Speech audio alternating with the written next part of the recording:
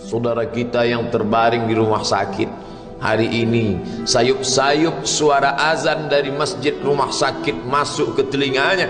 Dia menonton di televisi acara live solat Jumat, tapi saat itu dia hanya mampu terbujur kaku. Ruhnya masih ada dalam jasad. Anaknya tidak bisa berada di sampingnya karena security tidak mengizinkan keluarga berada di dalam ruang ICU. Dia duduk di dalam. Suara terdengar, azan bersahutan, hayya 'alas salah, mari salat, hayya 'alal falah, mari menuju kemenangan. Dia hanya bisa meneteskan air mata. Kenapa? Kalau dulu dia waktu sehat sempat beribadah, penyesalannya tidak terlalu banyak. Tapi kalau di saat sehat walafiat tak sempat untuk menempelkan kening ke lantai, tak sempat melangkahkan kaki ke rumah Allah, tak sempat mendengarkan khutbah, maka tak ada duka di atas duka. Air mata yang meleleh tak dapat mengembalikan masa lalu. Lan tarji'al ayyamul lati madat, yang lalu tak dapat diulang kembali. Air mata darah menangis, yang sakit tak akan sembuh, yang mati tak akan hidup. Penyesalan selalu datang di akhir perbuatan. Belum pernah orang menyesal sebelum perbuatan berlalu. Selalu penyesalan di akhir. Di saat itu penyesalan tak lagi bermakna. Apa kata mereka ketika melihat azab Allah? Rabbana, hai Tuhan kami, ya Rabb kami, absarna, mata kami sudah melihat azab, wa sami'na, telinga kami sudah mendengar suara tangisan, teriakan, pekikan di dalam neraka. Farji'na, kembalikan kami lagi ke dunia, na'mal salihah, kami ingin beramal saleh, inna muqinun, kami yakin seyakin-yakinnya. Tapi saat itu penyesalan tak lagi bermakna, karena dunia tak mungkin utuh semula, karena sudah menjadi sunnatullah yang lampau tak akan kembali.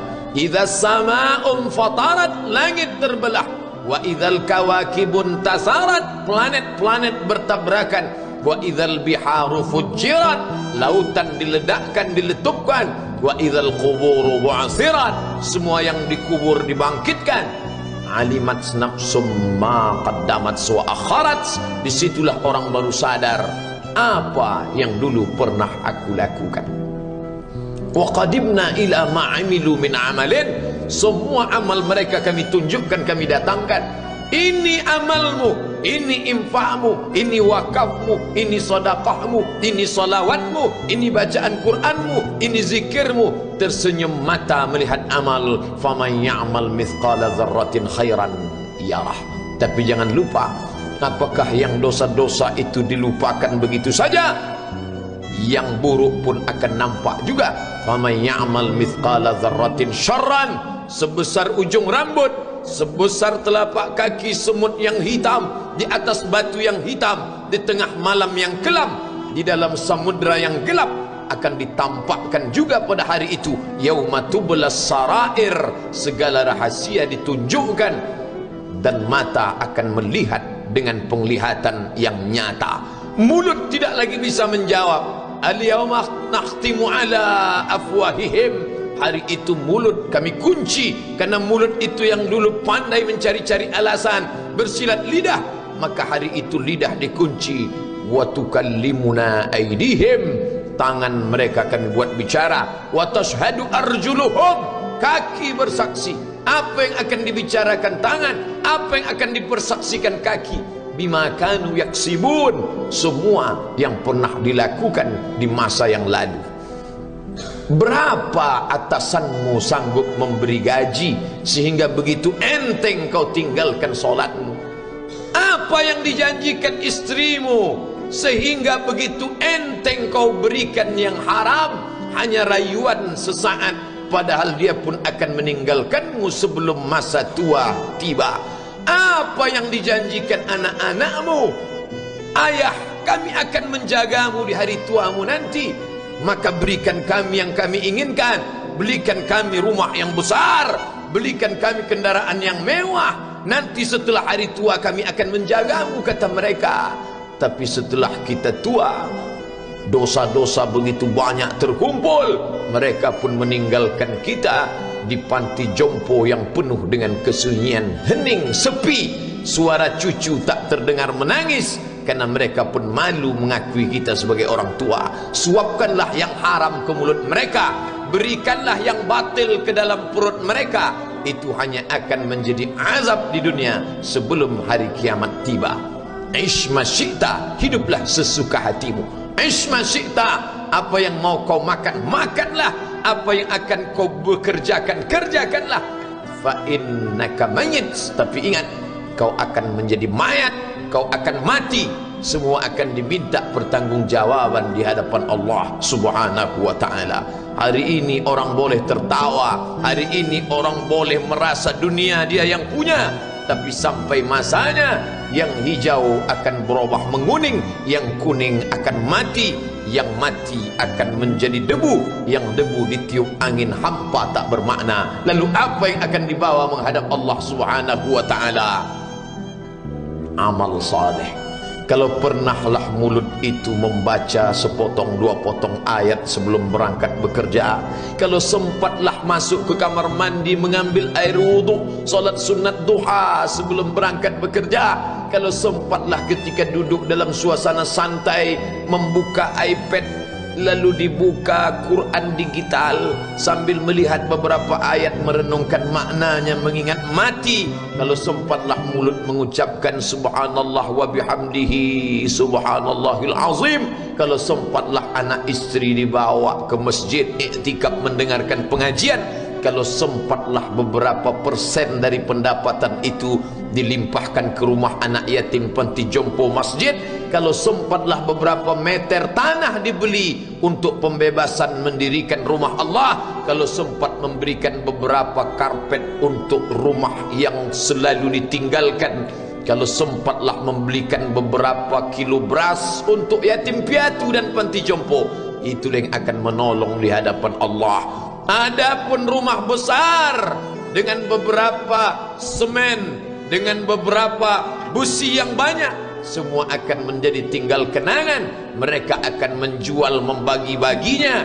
Tanah yang dulu harganya semeter 100.000 sekarang sudah menjadi 5 juta. Mereka akan bagi-bagi itu semua kepada ahli waris. Lalu kita hanya membawa 3 helai kain tipis yang tidak berjahit, dan itu semua menjadi milik orang. Kalau dulu mereka kita didik dengan pendidikan yang baik, di tengah malam mereka bangun menetes air matanya, lalu dia berdoa, Rabbighfirli wa liwalidayya warhamhuma kama rabbayani shaghira, seperti tetesan embun di tengah gurun Sahara yang panas. Kalau sempatlah mereka berdoa, Allahumma ighfir lahu warhamhu wa'afihi wa'fu anhu, maka mengalirlah air yang sejuk ke tenggorokan yang kering. Kalau sempatlah mereka membeli makanan, diundangnya anak yatim, diusapnya kepala, ya Allah, terimalah sedekahku ini untuk almarhum ayahku, almarhumah bundaku. Aku tak dapat membalas budi baik mereka, ya Allah, mereka sudah mendahului aku. Maka akan mengalirlah itu sebagai perlipur lara di tengah alam barzakh sementara kiamat tiba. Tapi kalau mereka hanya dididik dengan keduniawian, dididik dengan kemewahan, disumbat mereka dengan materi, tak pernah diingatkan pada mati. Ketika kita mati, mereka pun juga akan mati perasaan ingatannya. Paling celaka lagi, mereka mengingat kita dengan mengantarkan bunga, mereka mengingat kita dengan pakaian hitam, mereka mengingat kita dengan suara musik, mereka mengingat kita dengan memajang foto kita besar-besar di dalam rumah. Dan itu hanya menjadi penghalang rahmat Allah turun, tidak berkesan sedikit pun. Mereka sedang menyangka kalau dinyanyikanlah lagu kesenangan kita, terobat rindu hatinya. Kalau dipajangnya foto kita, dilingkarkannya karangan bunga, puas rindunya. Padahal itu tidak membuat pengaruh apapun kepada kita di alam barzakh. Maka sayang, buatlah sayang yang mengingatkan sesudah mati. Kalau rindu, buatlah kerinduan yang membuat dia akan tetap mengalir sebagai satu amal sesudah kematian. Idza matal insan, kalau manusia mati, inqata'a, dulu rajin membaca Quran berhenti, dulu rajin salat tahajud berhenti, dulu rajin menghatamkan segala yang baik-baik berhenti.